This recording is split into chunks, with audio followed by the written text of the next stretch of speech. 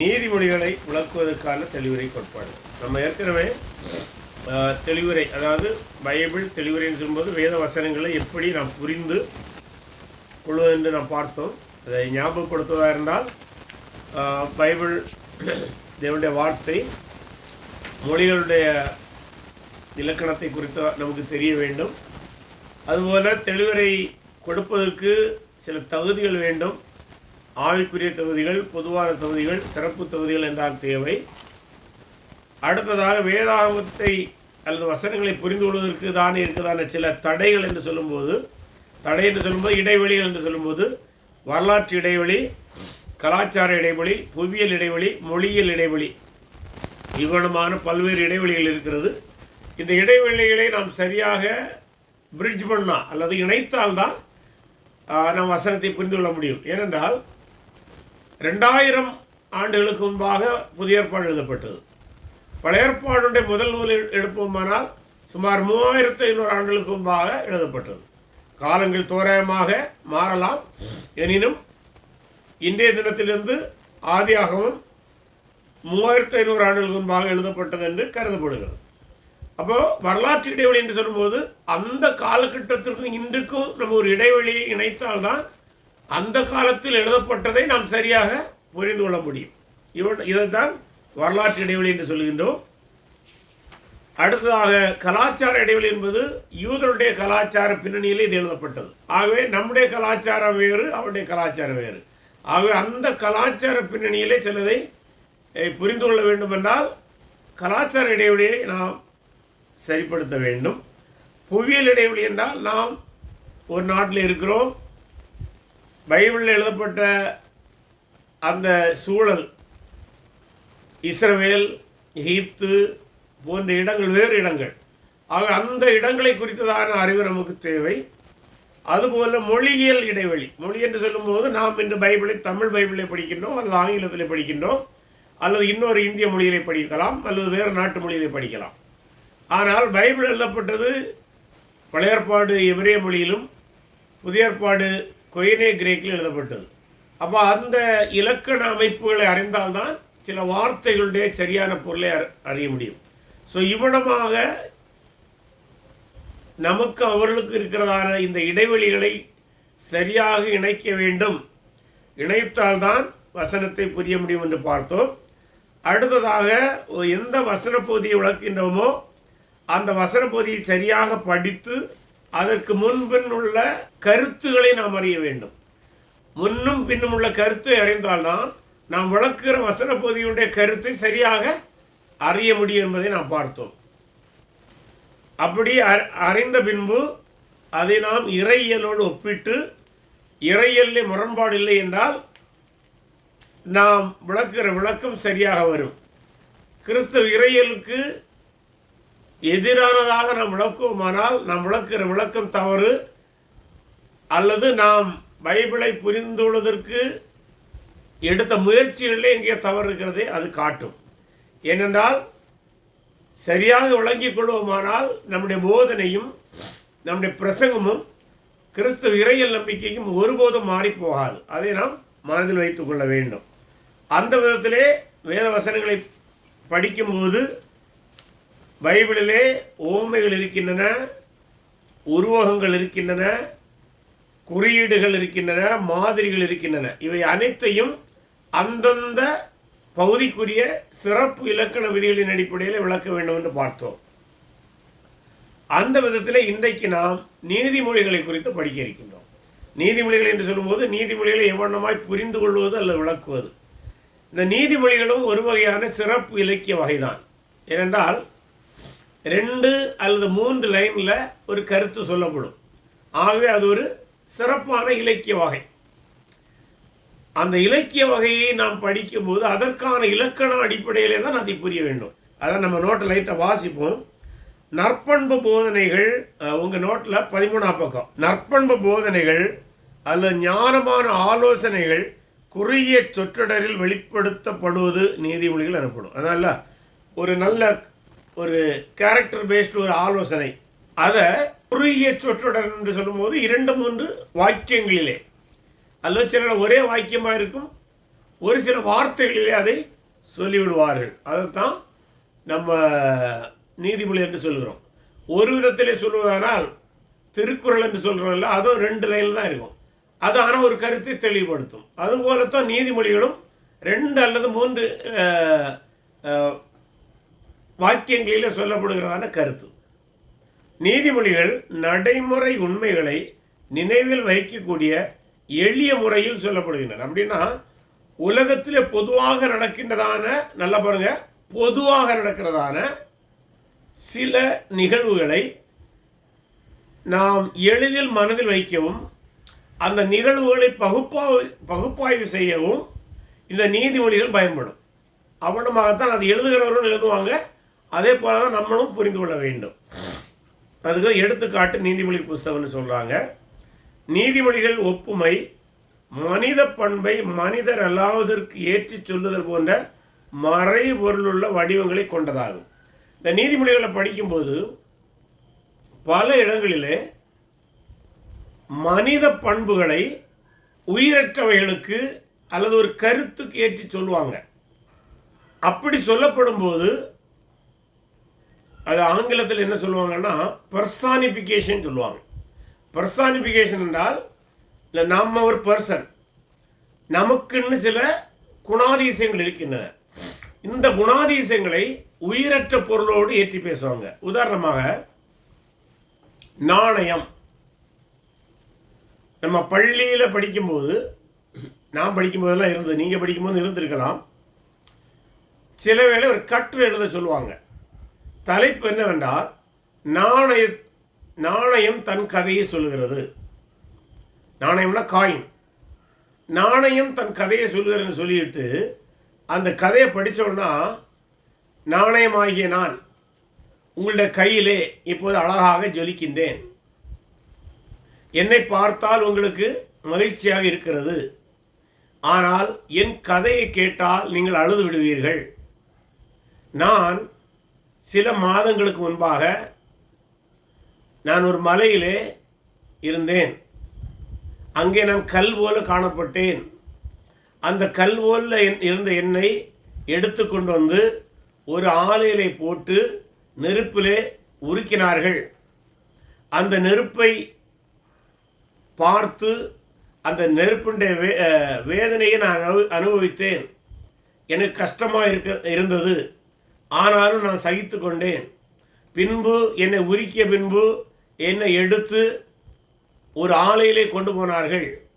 அந்த ஆலையிலே என்னை சிறு சிறு துண்டுகளாக வெட்டினார்கள். அது வெட்டும்போதும் எனக்கு கடினமாக இருந்தது.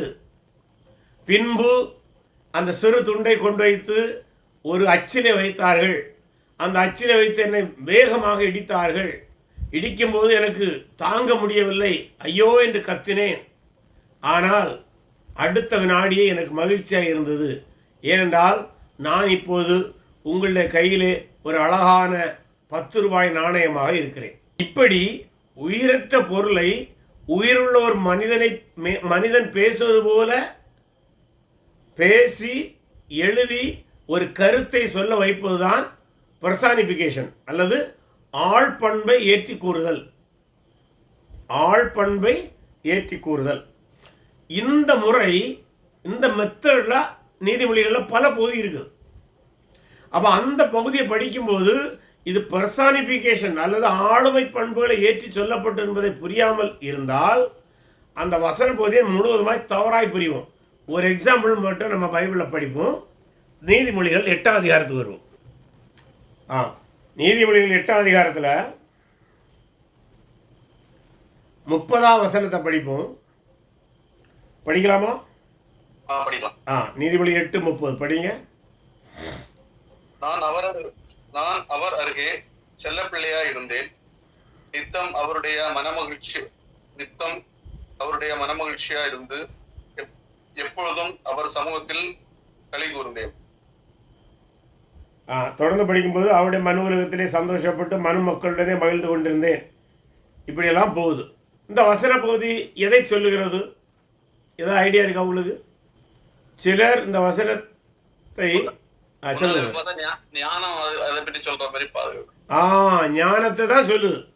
ஆனால் சிலர் இதை தவறாக புரிந்து கொண்டு இது இயேசுவை பற்றி சொல்லுன்னு சொல்லுவாங்க. ஏன் அந்த தவறு வருகிறது என்றால், அங்கே நான் அவர் அருகே செல்ல பிள்ளை இருந்தேன் எல்லாம் வருகிறது அல்லவா, ஆகவே அந்த முடிவுக்கு வருவாங்க. ஆனால் அந்த விளக்கத்தில் உள்ள சிக்கல் என்னவென்று நான் பார்க்கும்போது 8ஆம் அதிகாரத்திலிருந்தே நம்ம படித்தா தெரியும். 8ஆம் அதிகாரம் 1ஆம் வசனம் பாருங்க, ஞானம் கூப்பிடுகிறது இல்லையோ, புத்தி சப்தமிடுகிறது இல்லையோ. அப்போ யார் பேசுறது? மனுஷன் பேசல, இயேசுவும் பேசல, ஞானம் சப்தமிடுகிறது இல்லைன்னு வருகிறது. அப்படியானால் ஞானம் தன்னை ஒரு மனிதனாக பாவித்து பேசுவது போல வருகிறது. தொடர்ந்து நீங்கள் படிப்பீங்கன்னா அப்படி தான் வரும். அது நம்ம தமிழ் பைபிள் அதுன்னு வருது.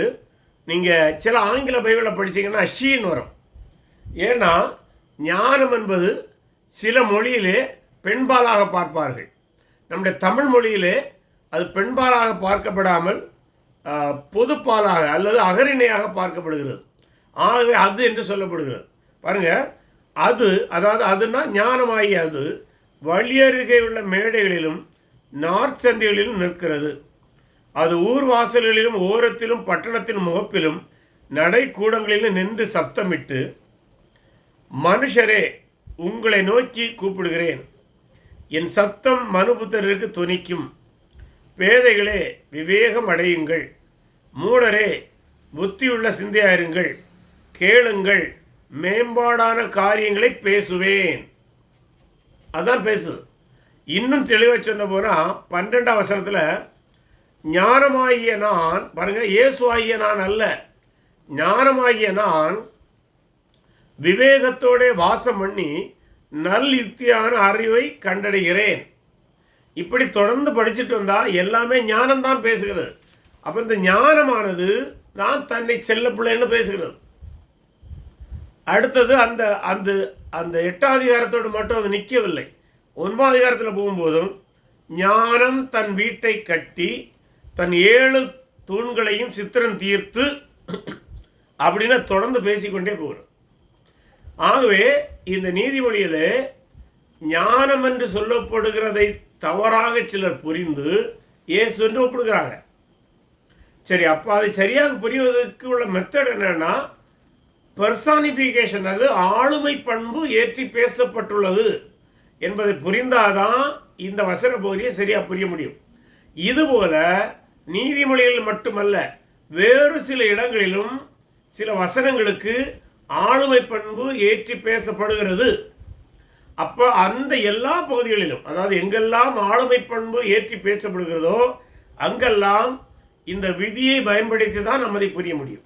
ஆகவே நீதிமொழிகளை புரியும் போது நாம் கவனித்துக் கொள்ள வேண்டும். அதான் ஒரு நீதிமொழியை விளக்கும்போது, நோட்டில் 16ஆம் பக்கம், ஒரு நீதிமொழியை விளக்கும்போது அந்த பகுதியில் என்ன நோக்கம் கையாளப்பட்டுள்ளது என்றும் அதிலுள்ள ஒற்றுமையான பகுதிகள், அதனுடைய தொடர்பு ஆகியவற்றையும் நாம் தெரிந்து கொள்ள வேண்டும். நீதிமொழிகள் கூறும் கருத்து நீதிமொழிக்குள்ளாகவே இருக்கும். அது ரொம்ப முக்கியமானது. அதாவது பொதுவாக பழங்கால நீதிமொழி எதுவாக இருந்தாலும் சரி, அல்ல நீதிமொழிகளை சிலர்களை பழமொழி என்று சொல்வார்கள், தவறொன்றும் இல்லை, ரெண்டும் மோராரில் சேம் தான். அந்த கருத்து அதிலே இருக்கும். ஒருவேளை அந்த கருத்தை சில இடத்துல புரிவதற்கு கடினமாக இருக்கும், ஆனால் அந்த கருத்தை விளக்குவதற்கு வேற எங்கும் போக வேண்டிய தேவையில்லை. உதாரணமாக கூட நம்ம ஒரு நீதிமொழிகளை படிப்போம்னா,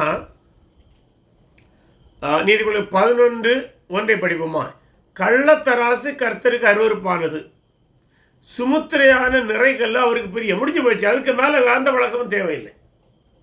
அந்த 11ஆம் அதிகாரம் 1ஆம் வசனம் அது என்ன சொல்ல வந்ததோ அந்த கருத்தை அது தெளிவாய் சொல்லிவிட்டது.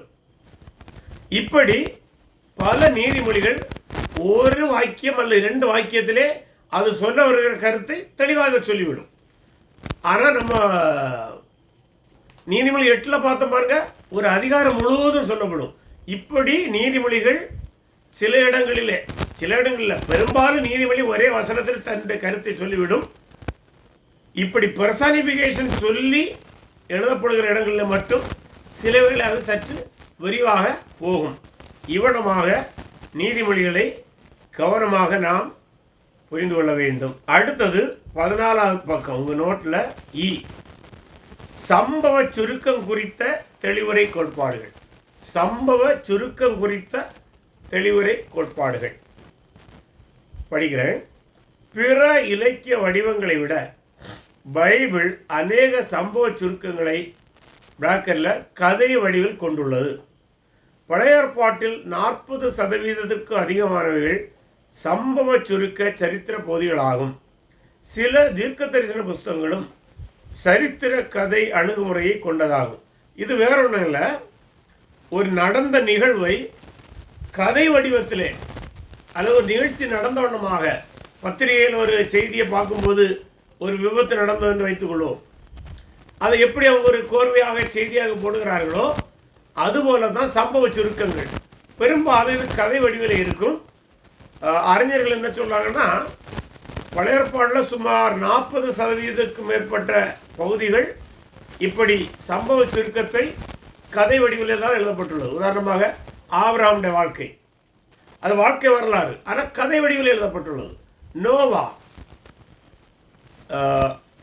ஈசாக்கு, யாக்கோபு, தாவீது, இப்படி பல பகுதிகள் கதை வடிவிலே எழுதப்பட்டுள்ளன. இந்த கதை வடிவிலையும் நாம் புரிந்து கொள்ள வேண்டும். அப்படி புரியும் போது நாம் என்ன கவனிக்கணும்னா, தொடர்ந்து படிக்கும்போது கீழ்காணும் முறைகளை சம்பவங்களை விளக்கும் போது நாம் கருத்தில் கொள்ள வேண்டும். என்னன்னா, ஒன்று, ஆசிரியர் பதிவு செய்துள்ள சொற்களில் காணப்படும் அவரின் மன கருத்து என்ன. அதாவது அவர் கதை வடிவில் தான் எழுதியிருக்கிறார், ஆனால் அந்த கதை வடிவில் எழுதும்போது தன்னுடைய மனதில் இந்த கதை வடிவிலே இந்த சரித்திரத்தை எதற்காக எழுதுகிறேன் என்ற ஒரு நோக்கத்தோடு எழுதுவார். உதாரணத்துக்கு ஆபிரகாமுக்கு வாழ்க்கை வரலாறை எழுதினவர் எதற்காக ஆபிரகாமுடைய வாழ்க்கை வரலாறை எழுதுகிறேன், இந்த வாழ்க்கை வரலாறை எழுதுவதன் மூலம் இதை படிக்கிறவர்கள் என்ன பாடத்தை கற்றுக்கொள்ள வேண்டும் என்கிற தெளிவான சிந்தையோடு எழுதுவாங்க. அதை முதலாவது நாம் தீர்மானிக்கணும். ரெண்டாவது, சம்பவத்தை முதலாவது அறிந்த மக்கள் அதை எவ்வாறு கருதினர். உதாரணத்துக்கு நம்ம ஆபிரகாமுடைய வாழ்க்கையை பார்த்தோம். ஆபிரகாமுக்கு வாழ்க்கையை அதை எழுதியவர் எழுதி யார்கிட்ட கொடுத்தாரு? இஸ்ரவேல் மக்கள்கிட்ட கொடுக்கிறார். இதுதான் நம்முடைய மூதாதையருடைய வாழ்க்கை வரலாறுன்னு சொல்றார். சொல்லும்போது அதை முதலாவது பெற்றுக்கொண்ட அந்த ஜனங்கள், நம்முடைய உதாரணத்தில் இஸ்ரவேல் ஜனங்கள், அதை எப்படி புரிந்து கொண்டார்கள் அல்லது எப்படி அதை ஏற்றுக்கொண்டார்கள், அதை கவனிக்கணும். இதை இப்போ ஆபிரகாம் பற்றி சொன்னோம். புதிய ஏற்பாட்டிலையும் நமக்கு 4 சுவிசேஷங்களிலே இயேசு கிறிஸ்துவின் வாழ்க்கை வரலாறு பெரும்பாலும் கதை வடிவத்தில் தான் எழுதப்பட்டுள்ளது. அப்போ அதற்கும் இதை நம்ம அப்ளை பண்ண முடியும். அடுத்தது, மூன்றாவது அந்த கேள்வி உங்கள் 14ஆம் பக்கத்தில் உங்கள் நோட்டில், அது ஏன் எழுதப்பட்டுள்ளது? ஏன்னா அதை எழுதினவர் ஒரு தெளிவான இலக்கை அல்லது தெளிவான ஒரு கருத்தை விதைப்பதற்காக, தெளிவான ஒரு கருத்தை அதை வாசிக்கிறவர்கள் மத்தியிலே அல்ல மனதிலே புகுத்துவதற்காக எழுதினார். அப்போ அது என்ன, அதை நாம் புரிந்து கொள்ள வேண்டும். 4வது அந்த ஆரோவில், இச்சம்பவம் மூலம் இந்நாட்களில் நமக்கு கிடைக்கும் செயல்முறை பாடம் அல்லது கருத்து என்ன. இப்போ கதை வடிவில் நம்ம படித்தாச்சு. இது உதாரணத்துக்கு ஆபிரகாமுக்கு வாழ்க்கை வரலாறு தெளிவாக படித்தாச்சு. படித்து முடித்த பின்பு இந்த கேள்வி கேட்கணும். என்ன கேள்வி? இந்த ஆபிரகாமுடைய வாழ்க்கை வரலாறை கதை வடிவிலே படித்த நான் ஆபிரகாமுடைய வாழ்க்கை வரலாறிலிருந்து என்னென்ன பாடங்களை நான் இன்று கற்றுக்கொள்ள முடியும்? அப்படி கேட்கும்போது நமக்கு நிச்சயமாக சில பாடங்கள் கிடைக்கும். உதாரணமாக ஆபிரகாமுக்கு வாழ்க்கை வரலாறை நாம் சரியாக முறைப்படி தியானித்து படித்தோம் என்றால் என்னென்ன பாடங்கள் கிடைக்கும்? ஆபிரகாம் ஆண்டவர் அழைத்தபோது எந்தவித எதிர்பார்ப்பும் இல்லாமல் சென்றான், அது ஒரு பாடம். அதுபோல ஆபிரகாம் தான் வாழ்ந்த சமூகத்திலே தன்னால் இயன்றவரை நீதிமானாக வாழ்ந்தார், அது ஒரு பாடம். அடுத்தது, ஆண்டவர் அவனுக்கு வாக்குத்தத்தம் கொடுத்த ஆசீர்வாதம் பல ஆண்டுகள் தாமதமான போதும் அவன் பொறுமையோடு அந்த ஆசீர்வாதத்திற்காக அந்த வாக்குத்தத்தம் நிறைவேறும்படி காத்திருந்தான். அப்போ பொறுமை அவனுடைய வாழ்விலிருந்து நாம் கற்றுக்கொள்கிறோம். அடுத்ததாக தன்னுடைய பிள்ளைகளுக்கு ஆண்டவர் கொடுத்த நியமங்களை, கட்டளைகளை அவர் கற்றுக் கொடுத்தான். அது நமக்கு ஒரு பாடம். இப்படி பல பாடங்களை, நான் இது எக்ஸாம்பிளுக்காக கொஞ்சம் சொல்கிறேன், நிறைய நம்ம கற்றுக்கொள்ள முடியும். இப்படி நாம் கற்றுக்கொள்ள வேண்டும். அப்படி நாம் எந்த ஒரு மனிதனுடைய வாழ்க்கை வரலாறையும் படித்த பின்பு அதிலிருந்து இந்த வாழ்க்கை வரலாறு, இந்த கதை, இந்த சம்பவம் இந்த நாட்களிலே எனக்கு எப்படி பயன்படும், அடுத்து எனக்கு இது இப்படி பயன்படுமானால் நாம் பிரசங்கம் செய்ய போகிற மக்களுக்கு இதை நான் எப்படி சொல்ல வேண்டும், அவர்களுக்கு இது எப்படி பயன்படும், அவர்களுக்கு பயன்படும் முறையிலே நான் எப்படி சொல்வது, இப்படியெல்லாம் அதை சிந்தித்து எடுத்து சொல்வதுதான் சரியான தெளிவுரை கலையாக இருக்கும். அதை தொடர்ந்து படிக்கும்போது இவற்றை கருத்தில் கொள்வதுடன் அதனுடைய சரித்திர பின்னணி, கலாச்சார அமைப்பு ஆகியவற்றையும் நான் கருத்தில் கொள்ள வேண்டும். ஏன்னா இந்த கதை வடிவில் படிக்கும்போது கதை ஒருவனை புரிஞ்சிடும். ஆனால் கதையில் வருகிற சில சம்பவங்கள் கலாச்சாரத்தோடு தொடர்புடையதாக இருக்கும். அதை நமக்கு தெரியலைன்னா அந்த பகுதியை, அந்த கலாச்சாரத்தை படிக்கணும். உதாரணமாக ஆபிரகாமுடைய வாழ்க்கையிலிருந்து ஒரு கலாச்சாரத்தை படிப்பதாக இருந்தால், ஆபிரகாம் தனக்கு பிள்ளைகள் இல்லை. அப்போ அவனுக்கு சிந்தனையில் ஒரு தன்மை என்ன பண்ணுது, என்னுடைய வீட்டிலே வேலைக்காரனாக இருக்கிறவனுக்கு என்னுடைய சுதந்திரத்தை நான் பங்கிட வேண்டுமா என்கிற ஒரு கேள்வி அவனுக்கு எழும்புகிறது. ஏன் அந்த கேள்வி எழும்புகிறது என்றால், அந்த காலத்தில் அப்படி ஒரு கலாச்சாரம் இருந்தது. பிள்ளைகள் இல்லை என்றால் சில வேளைகளிலே அந்த எஜமான் தனக்கு உண்மையான வேலைக்காரனுக்கு தன்னுடைய சொத்தை எல்லாம் கொடுப்பான். அவனுக்கு அப்படி ஒரு எண்ணம் வருகிறது. ஏன் அந்த எண்ணம் வந்தது? அன்றைக்கு இருந்த கலாச்சாரம் அப்படி, அதன் அடிப்படையிலே அந்த எண்ணம் வந்தது. அதுபோல சாராள் தனக்கு பிள்ளை இல்லாதபடினாலே ஆகாரை ஆபிரகாமுக்கு மனைவியாக கொடுப்பான். எதுக்கு? ஒரு பிள்ளை பெற்றுக்கொள்ளும்படி. இன்னைக்கு நமக்கு அது கஷ்டமா இருக்கலாம், ஆனால் அன்றைக்கு அது அந்த நாட்டில் இருந்த கலாச்சாரம்.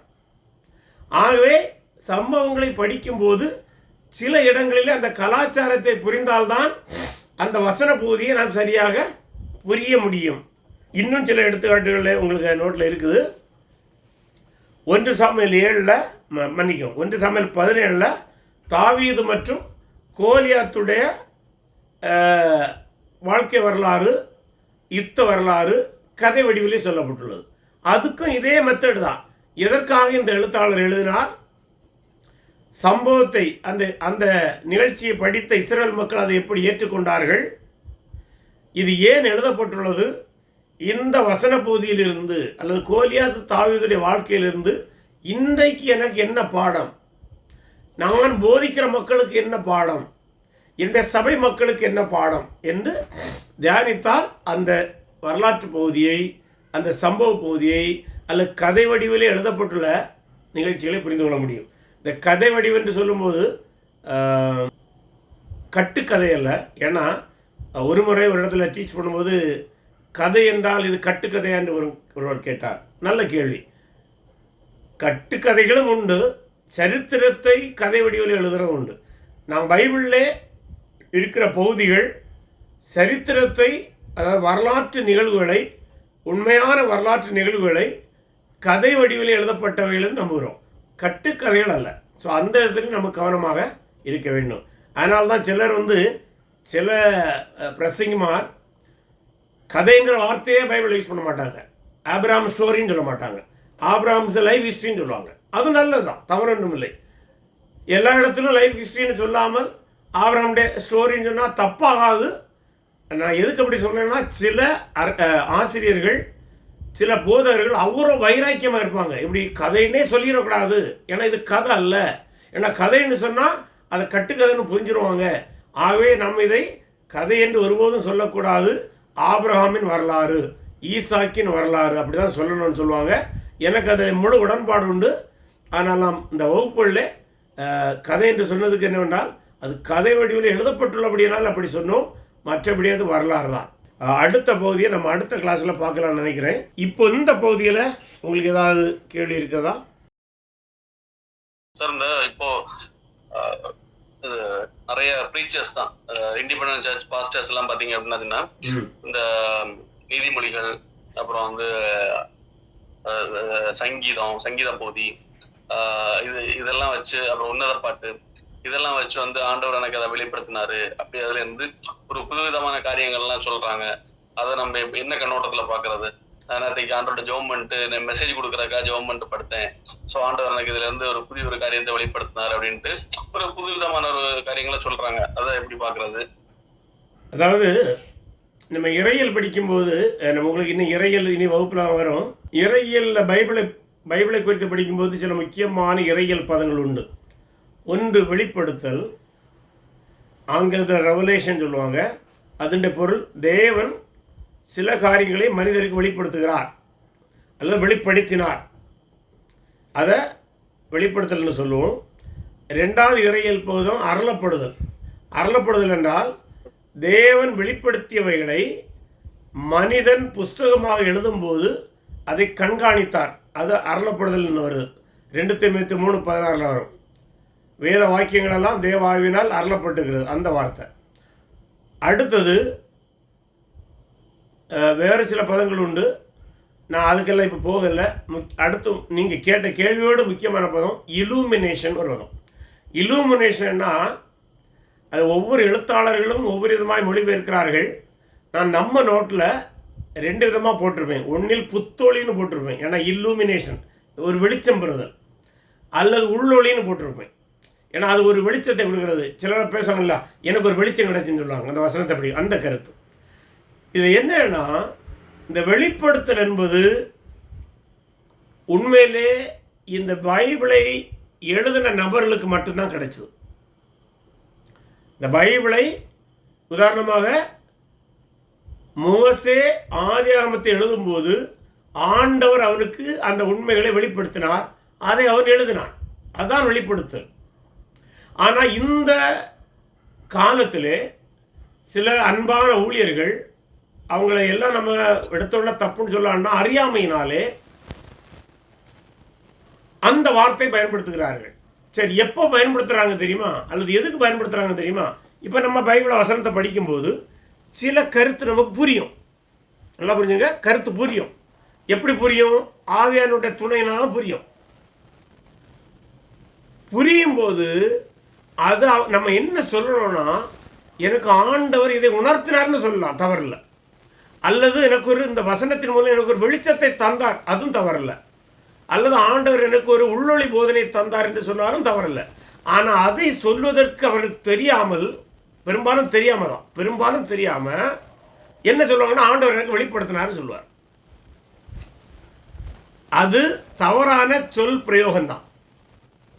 ஆனால் இதில் கூட பிரச்சனை இல்லை. ஆனால் என்ன பெரிய ஒரு தவறை செய்கிறாங்கன்னா, எனக்கு வெளிப்படுத்தினார்னு சொல்லிட்டு முற்றிலும் கிறிஸ்தவ நம்பிக்கைக்கு முரணானதை போதிக்கிறாங்க. அது வந்து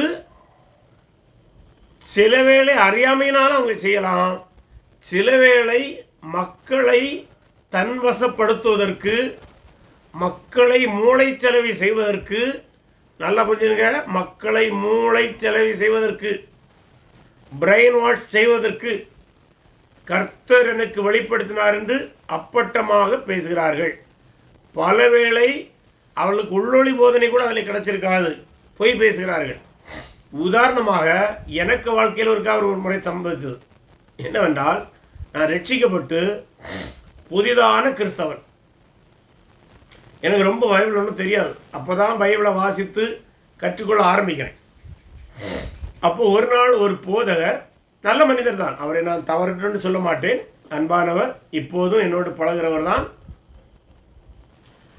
ஒரு ஆதியாகமத்திலிருந்து ஒரு வசன போதி எடுத்து எனக்கு போதித்தார். போதித்த போது அவர் ஒரு சில காரியங்களை ஒப்பிட்டு விட்டு சொன்னார், இது ஆண்டவர் எனக்கு வெளிப்படுத்தினார்னு சொன்னார். எனக்கு உண்மையில் அப்போ தெரியாது, இவருக்கு வெளிப்படுத்தி இருக்கலாம் என்று கருதி கொண்டேன். ஆனால் நான் பின்பு பைபிளை நான் படிக்கவும் பிறகு இறையியல் கல்லூரியிலே போய் படித்த போது புரிந்து கொண்டேன், இது ஏற்கனவே பைபிளில் இருக்குது. ரெண்டாவது, இந்த பைபிள் கருத்தின் அடிப்படையிலே கிறிஸ்தவ நம்பிக்கை இப்படி இருக்கிறது, ஆனால் அதை அப்படி அவர் போதிக்காமல் ஆண்டவர் அவருக்கு மட்டும் வெளிப்படுத்திய வண்ணமாக எனக்கு போதித்தார். பிற்பாடு தான் உணர்ந்து கொண்டேன், அவர் ஒன்றில் தெரியாமல் வெளிப்படுத்தினேன் என்று சொல்லி கர்த்தர் வெளிப்படுத்தினார் என்று சொல்லியிருக்கிறார். இப்படி பலர் பைபிளில் ஏற்கனவே இருக்கிற உண்மைகளை தாங்கள் கற்றதாக சொல்லாமல் அல்லது தாங்கள் புரிந்து கொண்டதாக சொல்லாமல் தெரியாதனத்தால் கர்த்தர் வெளிப்படுத்தினார் என்று சொல்கிறார்கள். இதில் நாம் பார்க்க வேண்டியது என்னவென்றால், அவர் வெளிப்படுத்தினார் என்று சொன்னால் கூட இருந்துட்டு போகட்டும், வாதத்துக்கு சொல்கிறேன். அவர் வெளிப்படுத்தினார் என்று தெரிந்தோ தெரியாமலோ சொன்னார். அதாவது கர்த்தர் எனக்கு வெளிப்படுத்தினார் என்று ஒரு சொல்லி ஒரு உண்மையை அல்ல ஒரு போதனையை நமக்கோ அல்லது சபைக்கோ அல்லது பொது வழியில் அவர் சொல்லும்போது அந்த விளக்கமானது அந்த போதனையானது பைபிளுக்கு முரணாக இல்லாமல் இருக்குமானால் அல்லது நம்முடைய கிறிஸ்தவ நம்பிக்கைக்கு முரண்பாடு இல்லாமல் இருக்குமானால் தேவனுடைய நாமத்துக்கு மகிமை கொண்டு வருமானால் அதை ஏற்றுக்கொள்ளலாம். ஆனால் அப்படி இல்லாமல் கர்த்தர் எனக்கு கற்றுக் கொடுத்தார், கர்த்தர் எனக்கு வெளிப்படுத்தினார், கர்த்தர் நேற்று இரவிலே நான் ஜெபிக்கும் போது எனக்கு வெளிப்படுத்தினார் என்று சொல்லி முற்றிலும் தவறான போதனையை சொல்வார்களானால் அல்லது மக்களை வழிதிலவி செல்வதற்கு செல்வார்களானால் அல்லது மக்களை மூளை செலவை செய்வதற்கு பேசுவார்களானால் அது நிச்சயமாக கண்டிக்கத்தக்கது. அது தவறான அணுகுமுறை, தவறான போதனையும் கூட. ஆனால் நீங்கள் கேட்ட பிரகாரம் இன்றைக்கு அனைவரும் அப்படி செய்கிறாங்க. ஆகவே நம்ம ஒருவேளை அப்படி வெளிப்படுத்தினார்னு சொன்னால் நம்ம புரிய வேண்டியது, இவருக்கு முதலாவது வெளிப்படுத்தவில்லை, இவருக்கு ஆண்டவர் ஒருவேளை கற்றுக் கொடுத்திருக்கலாம், அப்படி புரியணும். ஆனால் கற்றுக் கொடுத்தது உண்மையா என்பதை அவர் பேசி முடிஞ்ச பிறகு தான் நம்ம தீர்மானிக்க முடியும். ஏன்னா பைபிளுக்கு விரோதமாக போயிட்டுனா ஆண்டவர் அப்படி கற்றுக் கொடுக்க மாட்டார். அது டாக்டரினுக்கு இடர்லாம் இல்லாத பட்சத்துல நம்ம பிரச்சனை இல்லை. ஆமா, சத்தியத்தையோ இல்ல ஆண்டவருடைய நாமத்தை தூஷிக்காத பட்சத்துல அதை நம்ம ஏற்றுக்கொள்ளலாம் அப்படின்னு ஏற்றுக்கொள்ளலாம். ஆனா அவங்க வார்த்தைகளை தவறாக பிரயோகிக்கிறார்கள் மனதில் வச்சிருக்கணும். ஆமா, இறையியல் பதங்களை தவறாக புரிந்து கொண்டிருக்கிறார்கள். சில வேளை கொஞ்சம் பைபிள் காலேஜில் படித்தவங்க கூட தெரியாதனமாக வெளிப்படுத்தினார்னு சொல்றாங்க. ஆனால் டெக்னிக்கல் அந்த வேர்டு சரியில்லை. எனக்கு உணர்த்தினார் என்பதுதான் ஓரளவு சரியான வார்த்தை. உணர்த்தினார், கற்றுக் கொடுத்தார் அப்படின்ற வார்த்தை. உணர்த்தினார், கற்றுக் கொடுத்தினார், எனக்கு ஒரு புதிய வெளிச்சத்தை தந்தார், அதெல்லாம் சொல்லலாம், தவறில்லை. திரும்ப புதிய வெளிச்சம்னா அது பைபிளுக்கு விரோதமாக போயிடக்கூடாது, அது கவனமாக இருக்கணும்.